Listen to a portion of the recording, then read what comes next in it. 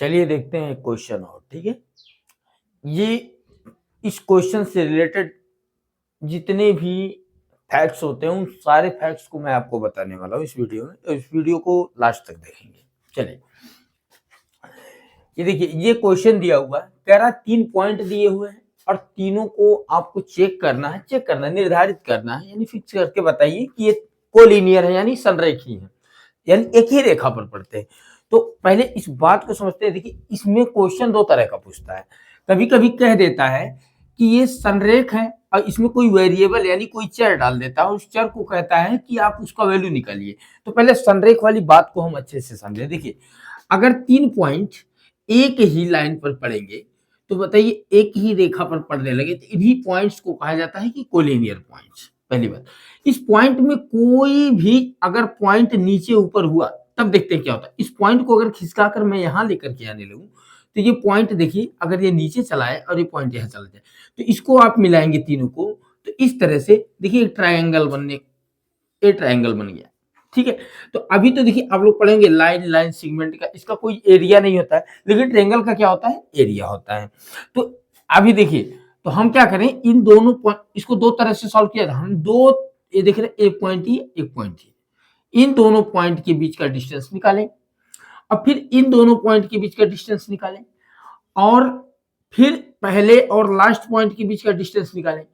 अगर ये दोनों ऐड करने पर इस पूरे लंबे वाले यानी सबसे बड़े वाले पहले और लास्ट वाले पॉइंट के डिस्टेंस के बराबर हो जा रहा है, तब तो हम कह देंगे क्या है, कोलिनियर। पहला चीज ऐसे भी निकाला जा सकता है।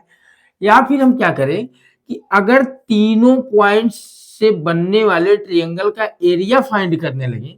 अब देखिए, यहाँ एरिया अगर जीरो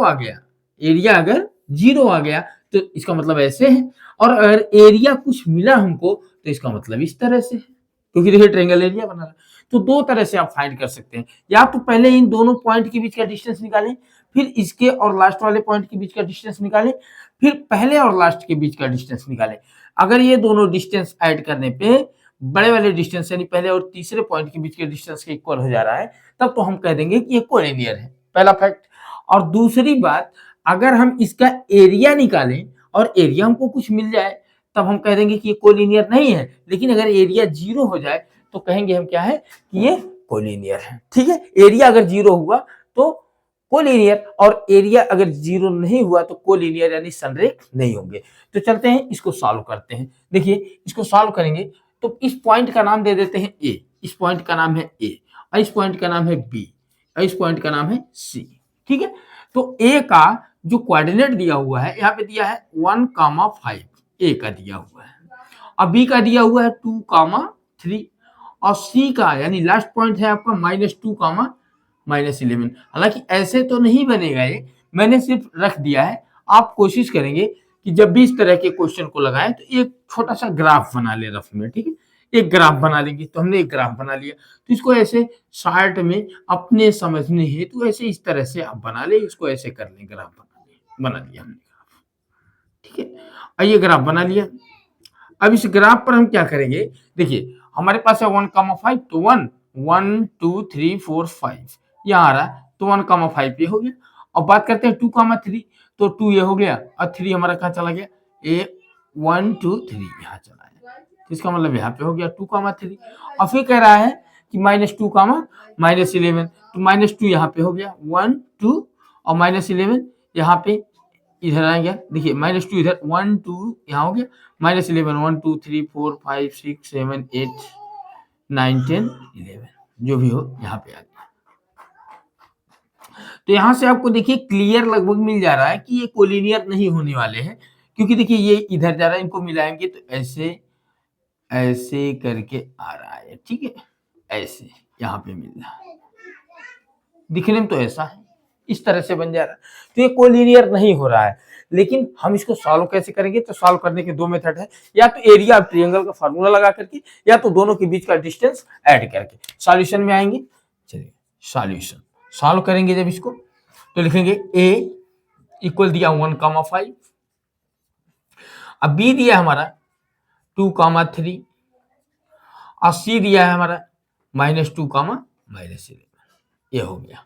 ठीक है, ए बी सी तीनों पॉइंट हो गए। अब डिस्टेंस बारी बारी से पहले ए बी का डिस्टेंस, फिर बी सी का डिस्टेंस, फिर ए सी का डिस्टेंस हम निकालेंगे। तो ए बी का डिस्टेंस निकालेंगे, अब लिखेंगे डी ए बी, यानी ए बी के बीच का डिस्टेंस। तो डिस्टेंस फार्मूला क्या हमारा, x1 minus x2 of the whole square. तो x1 हो गया आपका 1, x2 हो गया आपका 2। ए बी की बात हो रही है, ए और बी दोनों को ले लेंगे, तो जाएगा 1 minus 2 of the whole square plus y1 minus y2 यानी 5 minus 3 of the whole square. और ये हो गया आपका -1 स्क्वायर प्लस 2 स्क्वायर। तो यहाँ पे हो गया -1 का स्क्वायर 1 हो गया, और 2 का स्क्वायर हो गया आपका 4, और ये आ गया आपका √5। √5 यूनिट लिखा जाता है या इकाई लिखा जाता है, और ये बात समझते होंगे। अगर नहीं समझते होंगे तो इसको भी थोड़ा समझ लेते हैं। इकाई का मतलब ये होता है, यूनिट का मतलब अगर ये सेंटीमीटर में लिखे होंगे, ये जो आप पार्ट काटे हैं तो ये सेंटीमीटर में आएगा। अगर इसको आपने मीटर मान के रखा है तो ये मीटर में आएगा, ठीक है। तो यहाँ पे यूनिट लिखा गया। अब डीबीसी निकालेंगे हम, तो डीबीसी की बात करेंगे तो यहाँ पे x1 x2 की बात करें तो x1 हमारा कौन हो जाएगा, x1 हो जाएगा बी और सी के बीच में, तो x1 हो जाएगा 2 माइनस x2, यानी माइनस एक लगेगा फॉर्मूले में और एक माइनस ऑलरेडी दिया हुआ है, तो प्लस हो जाएगा 2 plus 2 of the whole square, फिर प्लस हो जाएगा y1 माइनस y2 यानी 3 प्लस प्लस हो जाएगा 11 का स्क्वायर। और यहाँ पे 2 का स्क्वायर जैसे ही आप करेंगे तो यहाँ पे हो जाएगा 2 2 4 हो गया, 4 का स्क्वायर हुआ, अब प्लस 11 प्लस 3 हो गया 14 और 14 का स्क्वायर। तो 4 का स्क्वायर आपको मिल गया कितना 16, और प्लस 14 का स्क्वायर कितना हो जाएगा आपका 196 होगा, 196 और दोनों को ऐड कर देंगे अगर आप, तो आपको मिल जाएगा देखिए 212। अब इसका निकाल दें, ये स्क्वायर रूट निकालेंगे, तो स्क्वायर रूट निकालेंगे कितना आएगा, नियर अबाउट आ जाएगा आपका ऐसे इस तरह से फैक्टराइज कर लीजिए।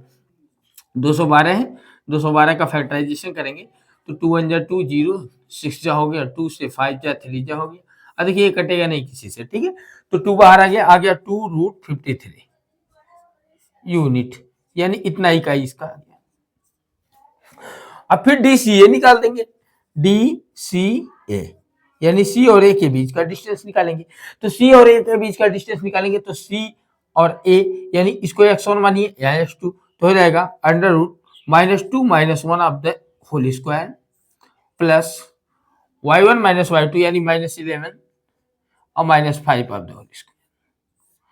तो यहाँ पे देखिए, तो ये हो जाएगा आपका -2 माइनस 1 3 होगा, तो आपका होगा 9, टोटल स्क्वायर कर देंगे, और यहाँ पे प्लस कर देंगे माइनस 16 होगा, 16 का हो जाएगा कितना आपका 16 6 96, 9 बचा 25, 256 में 9 जोड़ देंगे तो आपका आ जाएगा 265, अंडर आ गया 265, ठीक है। तो ये हो गया CA यानी DCA के बीच का डिस्टेंस। अब यही कॉन्सेप्ट यहाँ पे ये कॉन्सेप्ट लगाएं, AB का डिस्टेंस और BC का डिस्टेंस ऐड करने पे अगर AC के इक्वल हो जाता है तो इसी को कोलिनियर बोला जाता है। अगर AB को देखिए, AB को हम ऐड करते किसके साथ, BC में, और ऐड कर दें, दोनों ऐड करने के बाद AC की इक्वल होगा तो हमारा क्या हो जाएगा कोलिनियर। तो यहाँ पे देखते हैं DAB हमारा है, अब चेक करते हैं, अब लिखेंगे DAB प्लस DBC देखते हैं, यानी AB और BC के बीच का डिस्टेंस। तो AB के बीच का डिस्टेंस कितना आया है √5 प्लस, अब BC के बीच का डिस्टेंस कितना आया है 265, √265 का अगर स्क्वायर रूट लेंगे आप तो 265 का आप क्या करें फैक्टराइजेशन कर लें, तो यहाँ पे 5 है लास्ट में, तो 6 5 11, तो कितना हो रहा है 13 हो जा रहा है, इसका मतलब 5 से ही कटेगा, तो 5 से काटेंगे 5 5 जा हो गया और 55 3 जा हो गया। देखिए 5√53 आ गया, कितना आ गया, ये हो गया √5 प्लस 5√53।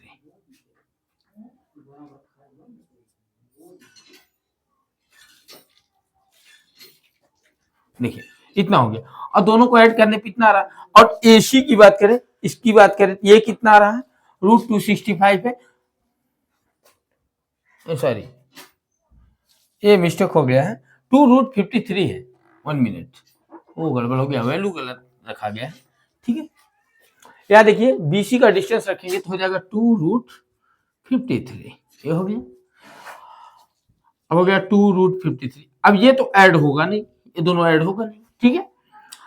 अब बीसी हमारा कितना है, इसका स्क्वायर रूट निकालें तो यहाँ पे आया 5√53। देखिए 5√53 हो गई नहीं, यहाँ पे गड़बड़ हो जाएगा। इसका अगर हम 5 से तो डिवाइड हो गया, ये कट ही नहीं रहा है तो पेयर बनेगा नहीं। अब बीसी हमारा, और लिखेंगे AC, DAC बराबर √265। तो देखिए अगर AB और BC को ऐड करने के बाद AC के इक्वल नहीं आ रहा है, ठीक है, तो AB और AC को ऐड करने के बाद जब उसके इक्वल नहीं आ रहा है, इसका मतलब ये कोलिनियर नहीं है। और पहले से ही देखिए डायग्राम यहाँ पे ऑलरेडी मिल चुका है, डायग्राम बना के ऐसा करने से आपको एक फायदा मिलेगा कि आप सवाल गलत नहीं करेंगे। देखिए अगर इस तरह से करते हैं तो सवाल गलत नहीं होगा, क्योंकि आपको पहले ही पता चल जाएगा कि ये हमारा कोलिनियर नहीं है। और जब कोलिनियर नहीं होगा तो अगर आपका कोलिनियर आने लगेगा तो आप तो समझ जाएंगे ना कि वहां पे मेरा गलत हो रहा है। इसलिए आपको एक रफ में क्या करना है, डायग्राम बना लेना है, ठीक है। अब रही बात इससे रिलेटेड एक फैक्ट को और देखते हैं। कभी कभी कहता है कि अगर दिए गए पॉइंट कोलिनियर है, ठीक है, दिए गए पॉइंट कोलिनियर है, 3 पॉइंट दे दिया, क्वेश्चन समझते हैं। कहेगा 3 पॉइंट देगा और कहेगा कोलिनियर है, तो इसी में कोई वेरिएबल डाल देता है। देखिए कोई वेरिएबल डाल देगा, जैसे मान लीजिए यहाँ पे K लिख देगा, यहाँ P लिख देगा, या ABCD कुछ भी लिख देगा, कहेगा उसका वैल्यू निकालिए। तो आपको तुरंत एरिया ऑफ ट्रिएंगल, जो कोऑर्डिनेट ज्योमेट्री का फार्मूला है, जिसको आप लिखते हैं एरिया ट्रिएंगल, एरिया ट्रिएंगल हो जाता है आपका triangle equal sigma 1/2 in the bracket x1 y2 minus y3। ये आपका मेन फार्मूला, ठीक है, सिग्मा ये करके। तो यही एरिया आपको क्या कर देना है, मान लीजिए ऐसे दिया है, तो अब फिर कह रहा है कि ये फार्मूला आपका कह रहा है इसी में ABCD दे दिया है कुछ, तो आपको ये एरिया इक्वल 0 कर देना है। 0 करके इस एरिया के फार्मूला पे लगाएंगे और जो वेरिएबल होगा उसको रोक लेंगे, इधर ला करके हम क्या करेंगे, पूरे कांस्टेंट को एक तरफ कर लेंगे, वेरिएबल को एक तरफ कर लेंगे और वहीं से वेरिएबल का वैल्यू निकाल लेंगे, ठीक है। तो कोलिनियर से रिलेटेड एक क्वेश्चन रहा और उसका सॉल्यूशन रहा। तो चलते हैं फिर नेक्स्ट क्वेश्चन के लिए, नेक्स्ट वीडियो में फिर देखेंगे और आप लोग के बीच में जल्दी उससे रिलेटेड वीडियो में पहुंचा दूंगा, ठीक है। और वीडियो को लास्ट तक देखने के लिए धन्यवाद।